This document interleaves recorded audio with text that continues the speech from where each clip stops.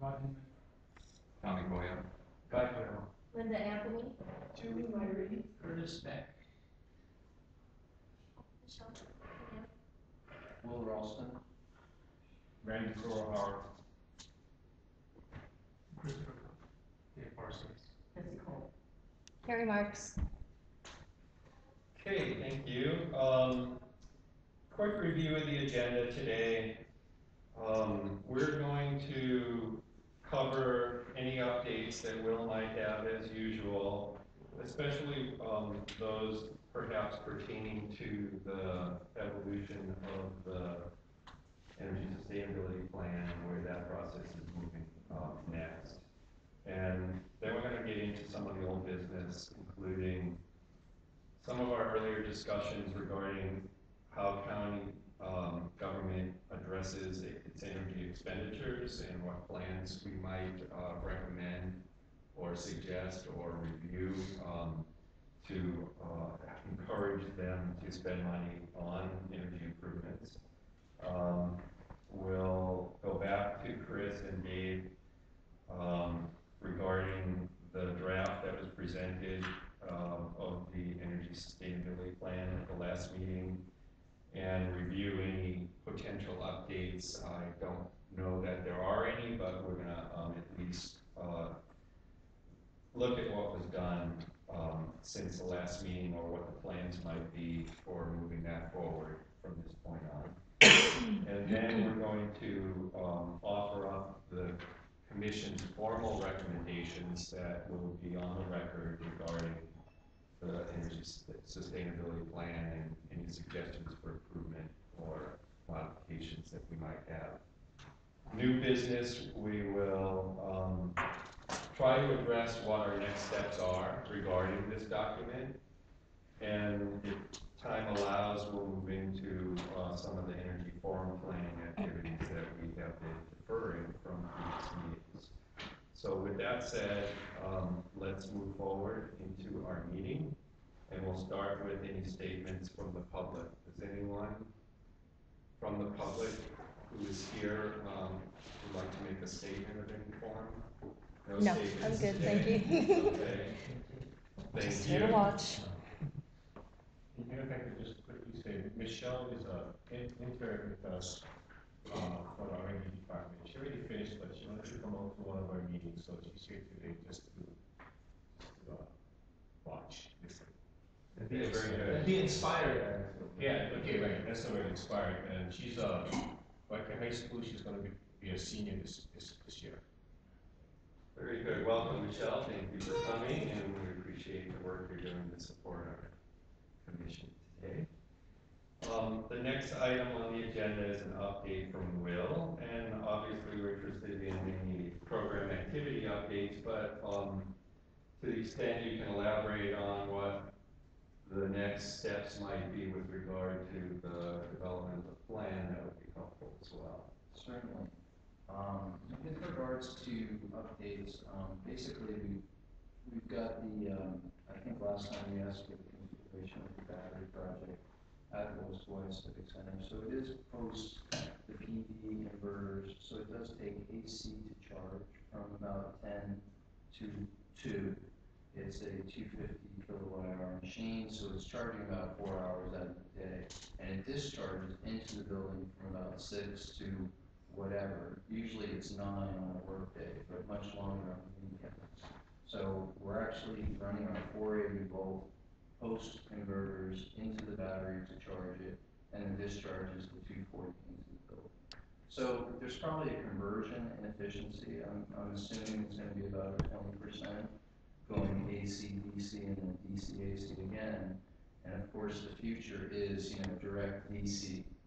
Just like a ship is a mini microgrid on DC power, nuclear subs, ships, destroyers, whatever. So that's the future, but right now we're stuck with the conversion efficiency. So we should see, from 6 to 9, we should see a decrease in kilowatt hour usage from the grid, and that'll show up on the bill. So anyone that wants to come out to the West West Civic Center, I'll forward them around, and go forward. I have a question. Sure. How much M&E monitoring evaluation is being done? Say, How much monitoring and evaluation is being done? we have a real-time meter, so this is unique in the county that I can actually look at the building's load and look at how the PD is operating. And now I can look at what the battery's taking. I don't have the fidelity on what the battery's discharging at, other than to look at the bills, you know, on an ongoing basis. So I'd like to get that in real time, but more real-time metering, for county would just be a great idea, because I mean, anybody who understands load management, you know, real-time metering is where it's at. And how about, in the loop? They are in the loop. They're actually in charge of the project. I will get reports from them, but it's not going to be on a real-time basis. It'll be on a, you know, what's happened basis. So I'm not going to be able to get into the machine and understand what it's doing at any given time.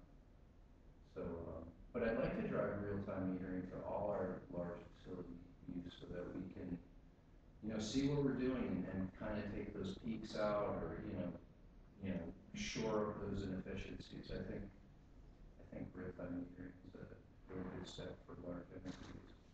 And plus we have the plug-in hybrids. I drove one over today, so the battery does react very well when you press the accelerator. It gives you enough power to pass trucks and things like that. So the plug-in hybrids, we actually had one fail 2 days ago right above the airport, so we got that towed to the dealer, and that's being repaired. So it is kind of a pilot project with the pilot of the Better Place chargers, and you guys all know you can charge it for Westway Civic Center for free if you're with Better Place. So there's a couple iterations, and that ends January 2013. So we've had a couple of public people very interested in that. Other than that, we are doing other projects. I have a list of them. Hold on, can I ask a question about the battery? Based on, it sounds like you're going through a regular discharge cycle with that on a daily basis. Based on the discharge cycle, what is the life expectancy based on a created number? We're actually, yeah, we could really stress that battery by like throwing in the intermittency during the day, but we're not going to stress it as much. So we're doing a very crude discharge 6 to 9 p.m. So I think the life is going to be, it'll be 10 plus. And it's actually working out because, you know, HELCO and SAF don't have to invest all this money in, you know, logarithmic programs and algorithms, you know, that, you know, fill in the gaps during the day. So it's a very crude system, but it's going to work out because we use that building during the daytime, and at any given time from 9 to 10, we're 100% renewable. So I think that's unique in the state, as well as running electric vehicles off it. So it is pretty much as close as you can get to a microgrid without. Okay. Oh, so on the sustainability plan, the idea was to let the big moving pieces come to the Energy Advisory Commission. So when you look at that plan, I want you guys to really know what you have a problem with or what you really like. It is the county's job to, you know, fulfill the contract with the Kohala Center, but I would like the Energy Advisory Commission to like tell me what they see as deficiency or what they really like. And then I'm going to take those moving parts and work with the Kohala Center towards the end of the contract. So like last time, Curt was talking about the geothermal question, and then someone else, there was another big moving piece, it's in my notes, but that's going to help me fulfill the contract. You know, and I think Steve had questions on county-centric versus island-centric plan, and we're probably going to hear about that too. So it is the county's job to complete the contract with the Kohala Center, so that's fully our charge. The Energy Advisory Commission, I could almost see no higher level of, you know, work requirement, or I should thank you for all your service over the last 3 years first, because you guys are volunteers, so I know this is work. I really appreciate your help, and I'm going to need it.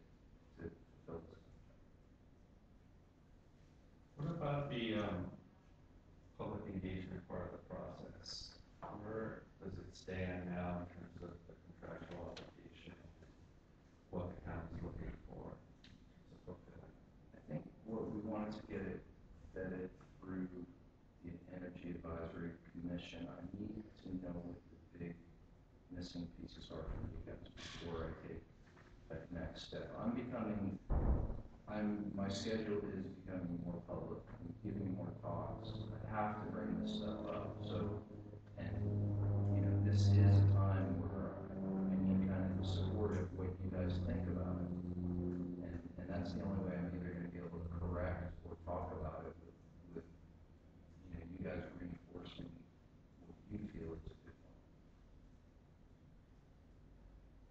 So after we provide our feedback in some of these noted areas, perhaps that we want improvement seen in, and that gets corrected, then there'll be a public engagement part of the process, is that what you're saying? I am saying that. Okay. And I do, like all things, I mean, sometimes the plan changes because in real time, like if you look at 2007, we didn't know a lot of these issues would be taking place. And also, the IRP is taking place at the same time. And then, you know, the utility is not sitting on its hands, they're doing things and they've got projects with dockets. So there's a confluence of things happening. To get them to all line up would almost be impossible, but that's what I'm gonna try to do. And I guess that's why the second part of my title is coordinator. Okay, thank you. Any other questions about that, the plan at this point? Okay.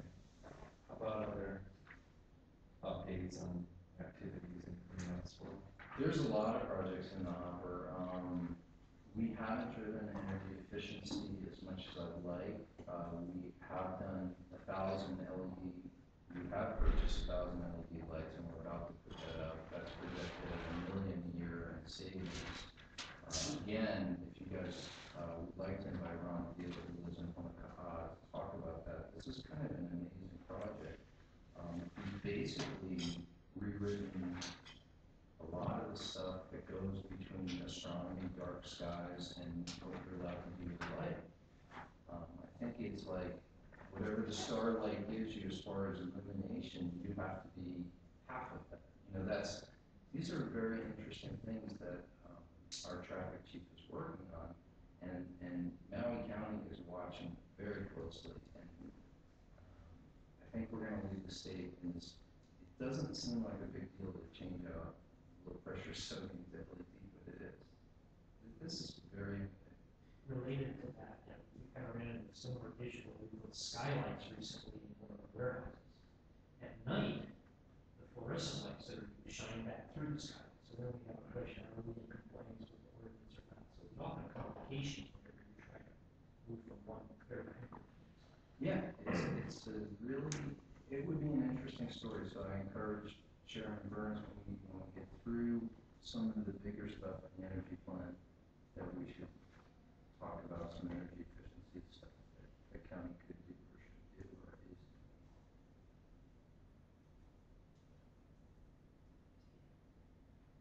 Anything else, Will?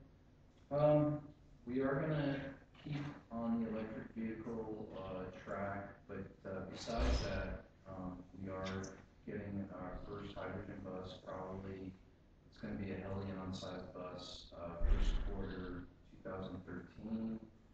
It will be part of the county's mass transit fleet. It will be our first hydrogen bus. PG&E is working with HNEI to do a hydrogen refueling using geothermal energy to convert to hydrogen. And I keep asking people what that bus route is, so maybe Guy, do you know what the route will be for the Hele On? Okay. No. I was wondering if it ran up to Volcanoes or it was just a local kind of halo loop. So It's probably gonna say more in Kilo. Probably won't go to Volcano, because Volcano is gonna have their own up there. okay, so they're gonna have an additional one from HNEI. Yeah. Okay.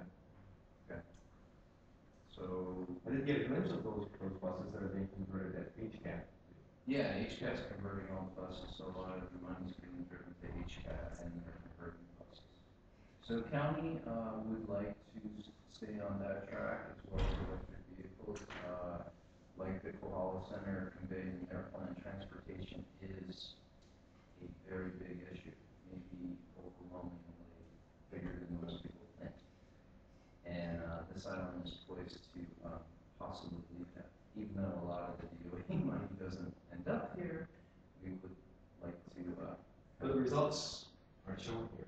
We would like to bootstrap ourselves once again. Oh, and we did hire a Fleet Owners Association, and Curt back helped in the vetting of different people, and we hope to kick that off so we have our first Fleet Owners Association. We're able to drive more efficient vehicles to the island. So that's a contract we have. Just Who got hired? It was Jim Wilson, and he's done a bunch of startups. So we were looking for someone with a startup ability and a high network capability, a guy who has been here, knows a lot of people, and can like hooey up the presidents and the people who can actually make things happen. So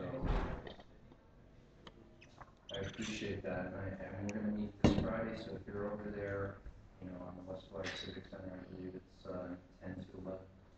So if you can make it, yeah. Are you going to say anything else? 'Cause I'll keep going. Yeah, no. Really?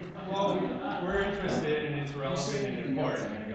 So anything that you think is significant as a priority that you're working on, we'd like to hear about it, especially if we haven't heard about it before.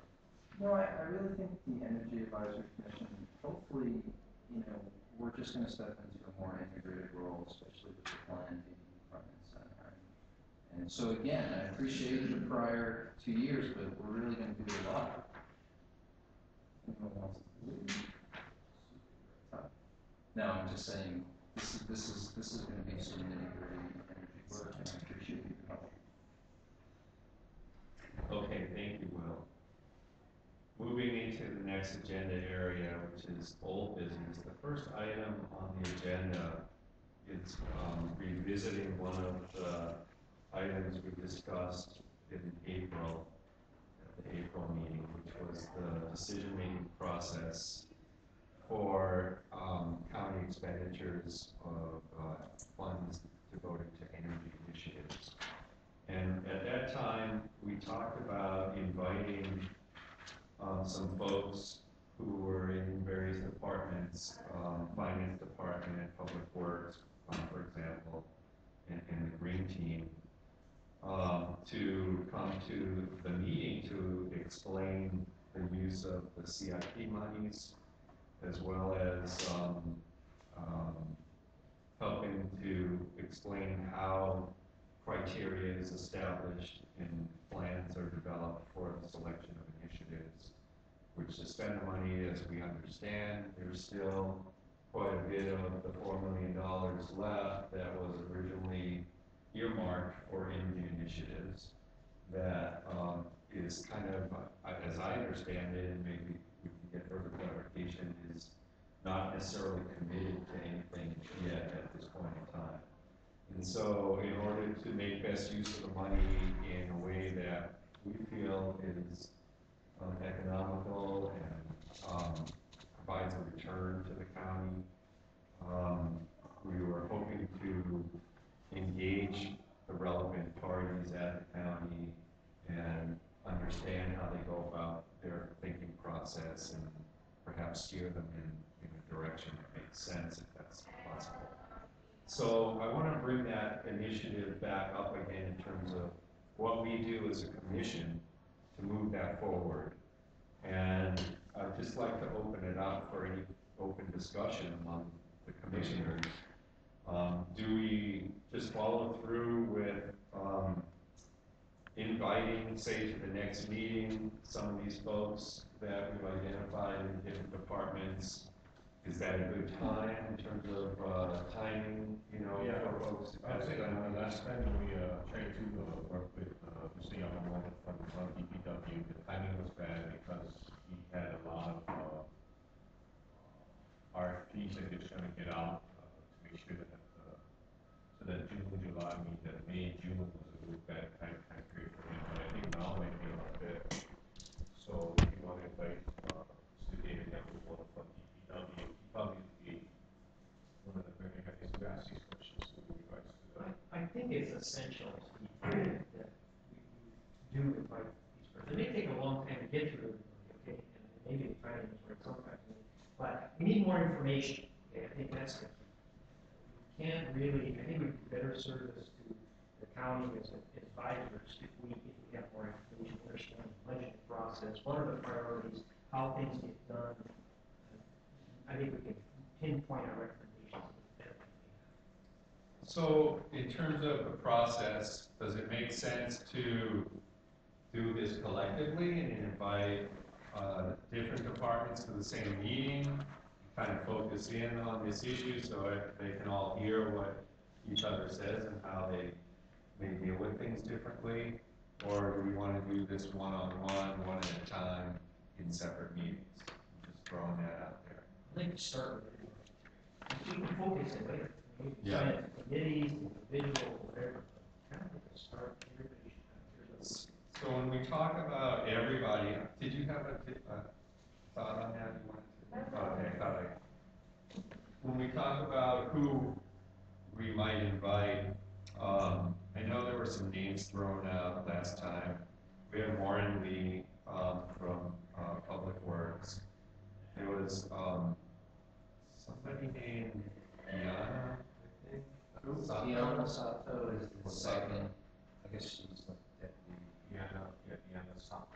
Sato, is it? Finance. She's with finance. You have Nancy Crawford or Diana. Nancy would probably show up if it was talking about. And David is in what department? DPW. So would it be David or Warren that we would invite? I think David has a good understanding of, how those monies get used, Warren would have a good broader overview, maybe. So who's the major facilities manager? I think David would be more the guy that would speak with that. He's more the hands-on person. You know, the, Yeah, right, yeah. board would know what policy. Who makes the decision about how the monies get spent ultimately? That's a good question. But I think starting with David would be good. I mean, as far as to understand how those, what the process is, and he probably could shed more light on as to how decisions are made. I think Diana and David are in the CIP committee, so that might be exactly what you want. Okay. So, are there other departments, functional areas, or names that come to mind that we want to include? I'll say parks. We got the big dollars. Who would we invite from parks?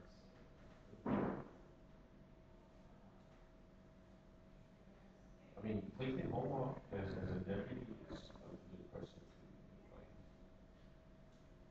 What was his last name? H-O-N-M-A. Or I can find out. Okay. Let me get right first. Tom, you had a question? More of a suggestion. Maybe the county could do this and we could attend like a public meeting. And more people would be informed of what the county is actually doing. Maybe we should throw this back to Randy and to Will. Maybe for the public meeting or an informational meeting on what the county has planned and what initiatives they expect to move forward with in the near term. I think maybe that'd be more helpful than a handful of us asking questions here. My only concern would be the driving factors in making it happen and how quickly that Our occurs. objective here was for us to get a higher up on the learning curve. Yeah, I agree. I think maybe three of these guys who brought in here, I think would probably enlighten us all as to, what that process is. Does it make sense to send an invitation for the next meeting? You think that would be adequate time for them to prepare? Okay. So let's just briefly go around, and if anyone has any ideas about agenda that we can at least give them a heads up on something that we'd like to inquire about, that we can list in the invitation, respectful and useful. I don't know if we'd be allowed to say it, but being able to see their actual budget would be helpful, to see what the line items are and where it exists. Would that be the existing budget related to energy matters or the whole budget? I don't know how it's broken out, but maybe I mean, we could anything ask else, them the to things break it that, out. parts that would be pertinent for us, I don't think we need to see. Well, the energy parts are the most important, of course, but it's good to see the context in which Yeah, the right. energy portion of it sits. You gotta have an overview as well. Okay. Other ideas for agenda items that we'd like them to address? Procurement, pure energy related materials, technologies. So what's the process that they go through? Let's say if they had an idea, say, for a more efficient way of energizing a process in their department, how do they go about it? What are the barriers, what are the hurdles? Maybe in any kind of policy, designing new facilities or whatever. Okay. And there is a, so it's the party, there's a green team that was formed, right, that has people in all different departments. I think it'd be. I'm thinking. Oh, okay, so this is what I was thinking is to have them report on, hey, what specifically are the green team members doing? What sort of initiatives have they had in the department, what are they doing? Maybe even if we just put the question out there and the answer is nothing, that would be. So we could, the green team produced a report, right, that identified specific initiatives to be pursued in different areas. We can ask about the progress of how their particular departments are accomplishing those various initiatives, right? Yeah, so we do have a various groups. It might be helpful to, and that might be what Tommy's got, to have what those initiatives were, so that we can compare it to what's being done. Rather than maybe just getting a report and not knowing what's been mentioned. Yeah, I mean, there was a report submitted, finished, I think, I believe, and then after that, the green team sort of went dormant. But the next question would have been, you know, which hasn't been done yet, is how has that report been driven within each department? Right. Because it hasn't gotten that far yet. So it got the report, it was done, certain habits left. And from there, it needs to, you know, get, I guess, the administration's okay to then be driven within the department. But I think this first step, just talking to the departments is good. Because it'll give us an idea as to how they're thinking about energy efficiency, energy conservation, for all of their facilities with new projects being planned. And what kind of dollars are allocated for. Okay. Well, I think that's a pretty good outline to give them a heads up with. Is there anything else anyone's got in mind that might be useful? Okay, we'll go with that to start with. I'll propose drafting the invitation letter from the commission and work with Doug to get that over to folks, hopefully for the next meeting. So we'll put that on the agenda.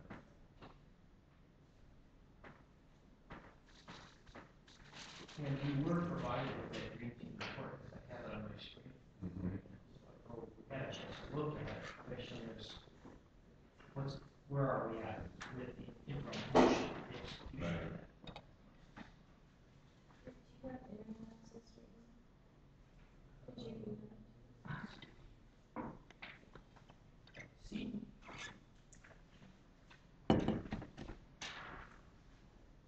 No.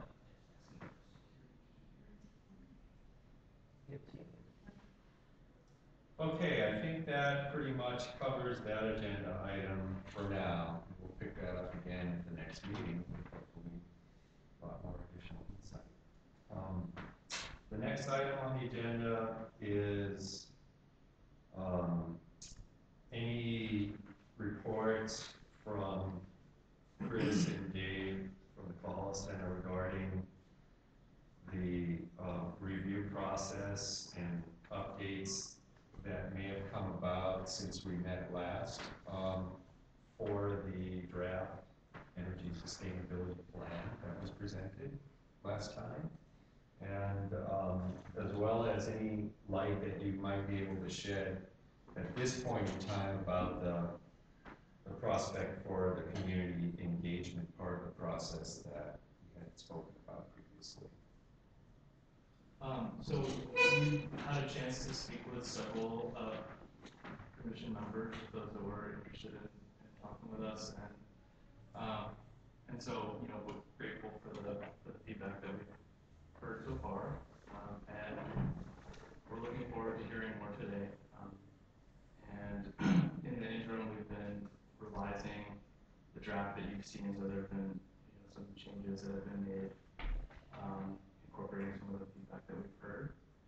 In particular, one thing that we heard was that the executive summary was too long to be an executive summary, and so we did a lot of work to consolidate the executive summary into a more manageable 15 pages or so.